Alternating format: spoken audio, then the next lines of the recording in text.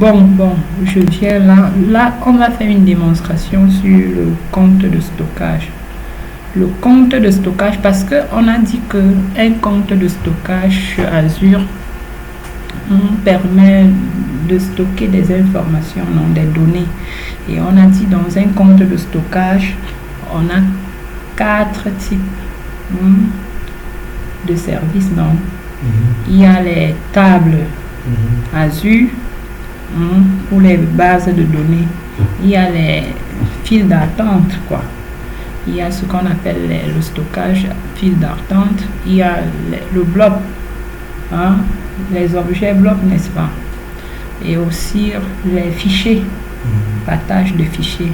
Maintenant, j'ai dit dans la formation AZ104 de Azure, on va plus parler des blocs, des objets blocs et des services de stockage, partage de fichiers et des partages de fichiers. Maintenant, quand on vient dans le portail Azure comme ça, il faut d'abord créer le compte de stockage que tu n'as pas eu le temps de faire. Pour créer le compte de stockage, on a plusieurs façons de le faire. Déjà, le compte de stockage est déjà là, accès rapide. Pourquoi? Parce que le compte de stockage, c'est généralement des données les plus utilisées dans le cloud. C'est des services les plus utilisés. Voilà pourquoi c'est là au niveau d'accès rapide. Donc, je peux également, lorsque je ne vois pas la ressource à ce niveau, je peux venir ici, taper un mot-clé appartenant à cet élément. Tu vois comment un compte de stockage vient, n'est-ce pas? Ou alors, je viens là, chercher. Tu vois, voilà, compte, je prends là. Parce qu'on ne peut pas stocker un objet bloc sans compte de stockage. Il faut créer le compte de stockage. Moi, je clique là-bas. Quand je viens ici, je peux cliquer ici pour dire créer un compte de stockage, ou alors je clique là, créer. Parce que je suis là dans l'assistant de création de compte de stockage. Je clique là. Je clique là.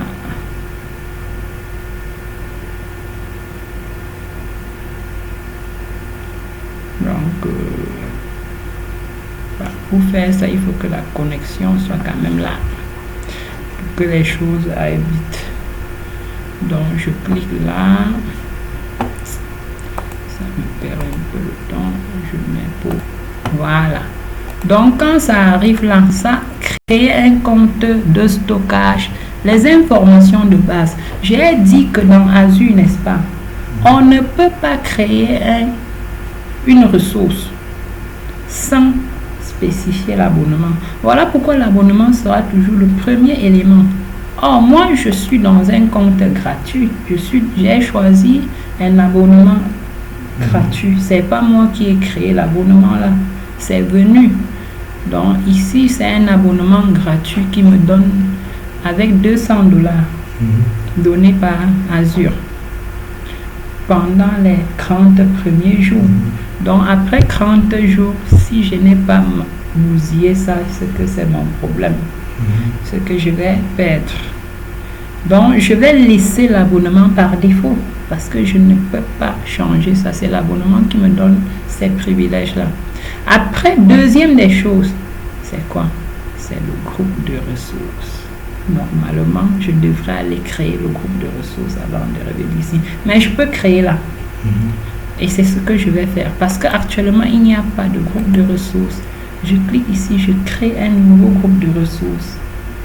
Tu connais ce que c'est le groupe de ressources. Parce que quoi? Le compte de stockage, il sera dans le groupe de ressources là.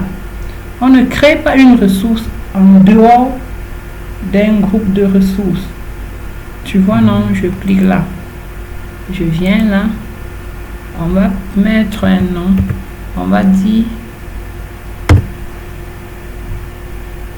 F pour formation AZ104. Formation AZ104. On clique sur créer. Ça y a créé. Le groupe de ressources est créé. Je descends. On dit nom du compte de stockage. Je mets storage. il faut que je... Storage. Il faut qu'on définisse souvent notre format. Hein. EZ. Je ne sais pas si le champ ne peut contenir que, tu vois, il faut que ce soit toujours des minuscules. Et storage EZ104. C'est ça, je laisse comme ça. Le nom du compte de stockage doit être unique. C'est ça, non? Unique dans le monde. Globalement. Maintenant, performance. On avait dit qu'il y avait premium et standard. Tu peux aller dans la partie là. On appelait ça les niveaux de quoi? Les niveaux de stockage d'Azure. Premium et standard. Standard. Pour le monde, c'est HD, c'est HDD. Donc moi je suis dans un truc gratuit. Moi on peut créer le premium. Le standard c'est avec les disques HDD. Le premium. Donc ça c'est le niveau de performance. Je vais laisser sur standard. Après maintenant, redondance. C'est le test standard. Est-ce que c'est pour pratiquer? On va mettre quoi dedans? On va peut-être rien mettre dedans. Après maintenant,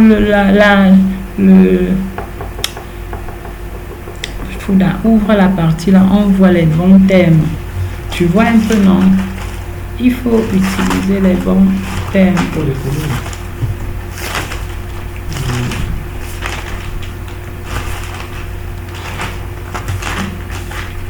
Il y a un élément que j'ai sauté, Fouda.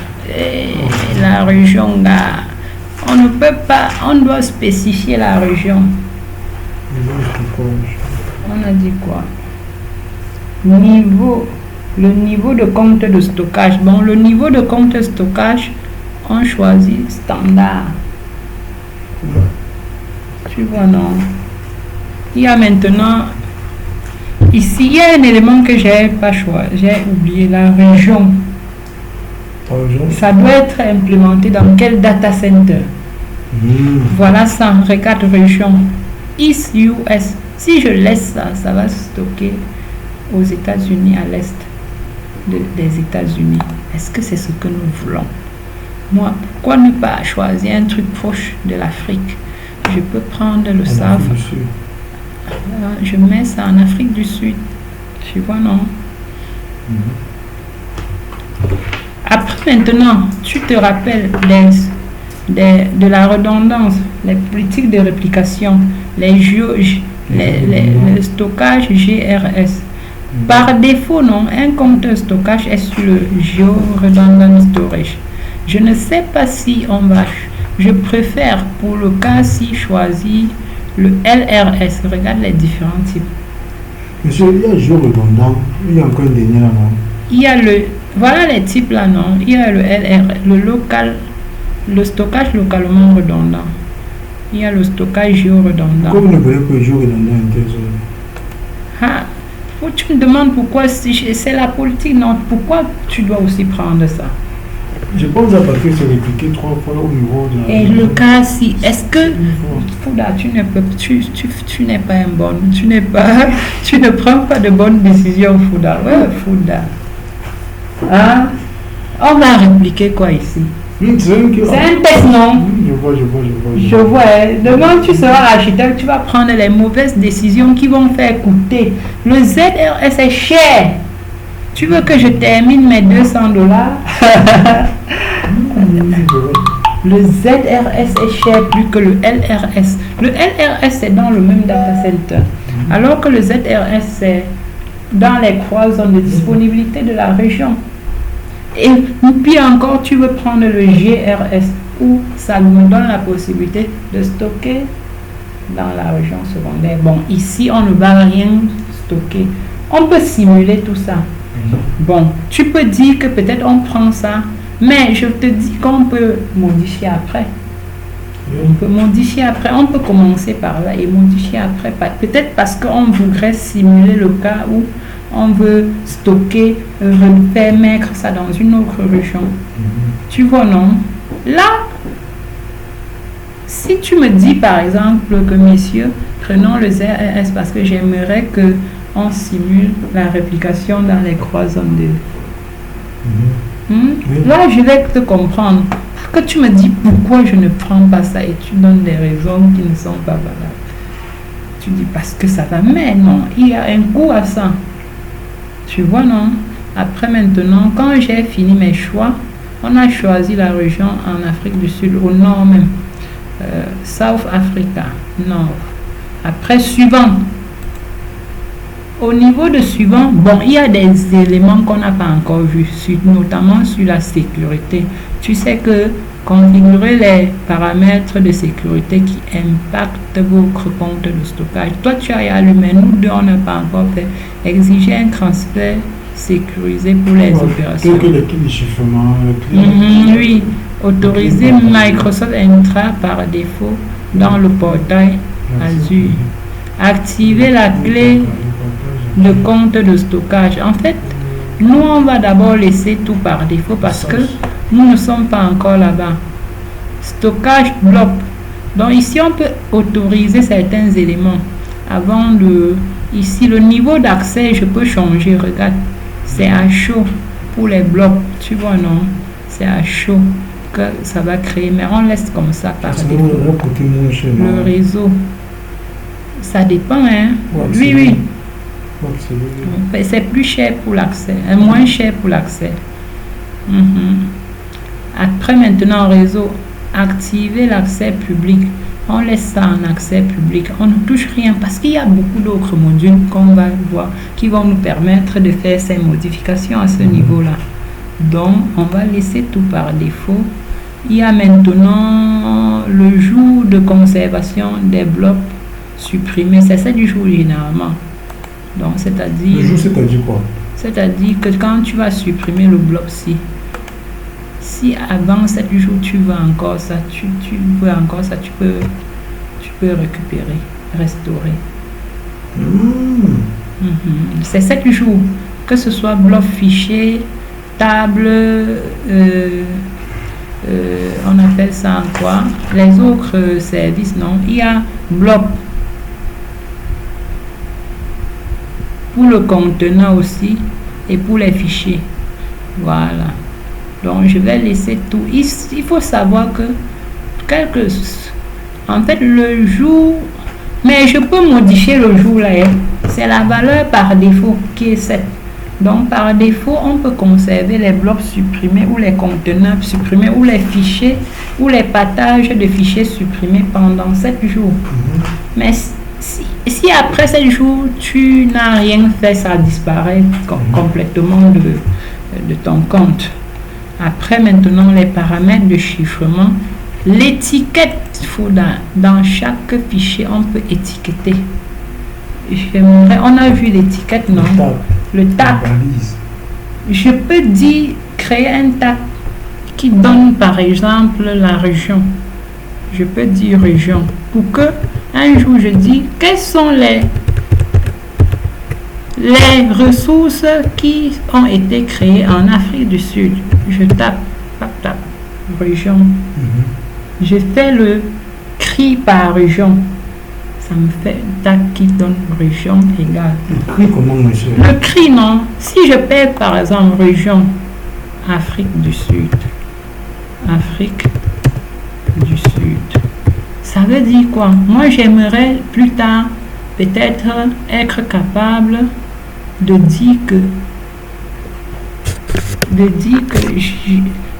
au niveau, c'est-à-dire j'aimerais que faire le cri par région pour pouvoir peut-être au niveau de la facturation déterminer ce que les ressources que j'ai provisionnées en Afrique du Sud me coûtent. Mais est-ce que c'est nécessaire? Ou alors je peux faire par utilisateur. Je peux ajouter par utilisateur pour dire les ressources ou par département. Je préfère département. C'est plus cohérent. C'est-à-dire quoi? Je dis IT. Quelle est la consommation? Le département IT. Donc, je peux afficher le coût par département. Tu comprends un peu? Le coût, non?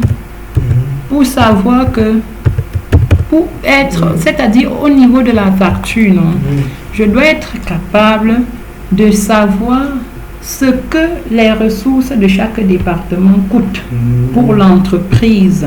C'est-à-dire, quand je vais créer une ressource de stockage, si la ressource-là, c'est pour le département informatique, je mets IT. Si c'est la ressource-là, c'est pour tel département. Donc, je peux faire cela. C'est le TAC. Je peux faire pour créer le TAC aussi pour beaucoup d'autres éléments, quoi. Mais je peux laisser ça, département IT. Ça veut dire qu'au niveau de la facture, je serai capable de savoir ce que chaque département consomme. Mais non, pour la région, elle n'est pas bien suivie pour la région. La région, c'est que je crée une ressource. Je crée ça dans quelle région? Comme celui-ci, j'ai créé ça où? En Afrique du Sud. Ça veut dire qu'au niveau de TAC, je vais mettre région Afrique du Sud. Pour savoir quoi? Pour savoir à la fin que c'est toujours, les taxes, c'est toujours très important au niveau de la facture. C'est-à-dire, il faut que quand je veux faire la facture, pour démontrer que je sois capable de dire que les ressources créées dans telle région sont plus chères. Non.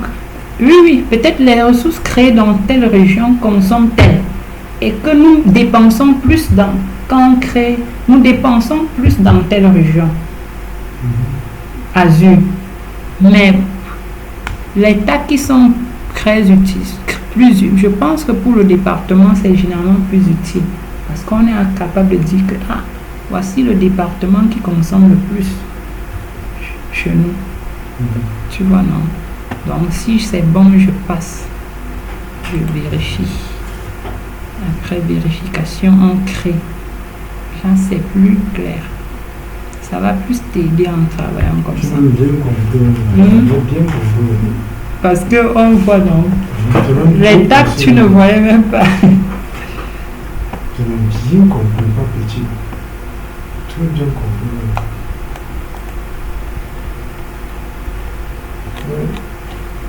Si les paroles que j'ai compris, je connais plus le département et puis la région. Ça va marcher, non? Regarde. Voilà. On clique ici pour créer. Quand je vais créer, tu vas voir comment nous allons. On va créer les blocs. Et je vais faire les cycles de vie. Là, tu vas voir ça en live. Je crois. C'est comme ça que je voulais qu'on travaille. En l'air là, parce que quand je viens là, c'est trop pratique. On met les captures comme ça. On vient pas se garer. La majorité des captures sont comme ça. La majorité, il n'y a pas trop de bac à sable. Oui, c'est un peu ça. C'est dangereux. Surtout, du coup, il faut pratiquer comme ça aussi pour voir. Je t'ai dit que dans le AZ104, il y a beaucoup de captures qui viennent des configurations. Si on te montre comme ça, ça va beaucoup t'aider. Bon, le déploiement est en cours. C'est en train de déployer. Ça, c'est le ARM qui... Quand ça va faire ça, ça va créer son modèle ARM automatiquement. Tu pourras utiliser ça pour redéployer d'autres ressources. On va voir tout ça. La vidéo aussi va atteindre 20 minutes. C'est bon. Quand c'est fini, n'est-ce pas? Tu cliques ici, accéder à la ressource. Demain, tu viens avec ta machine. On fait ton compte. Comme ça, on fait à deux. Quand c'est comme ça, toi-même, quand tu manipules, c'est bon. Voilà, regarde comment le compte de stockage ressemble. Il y a tellement de paramètres que tu peux lire. Ici, on peut connaître que voici son groupe de ressources. Voilà le niveau de performance. Tu vois, non? La réplication utilisée, c'est le LRS. Le type de compte de stockage. Est-ce qu'on avait même la possibilité de choisir ça? C'est le storage V2.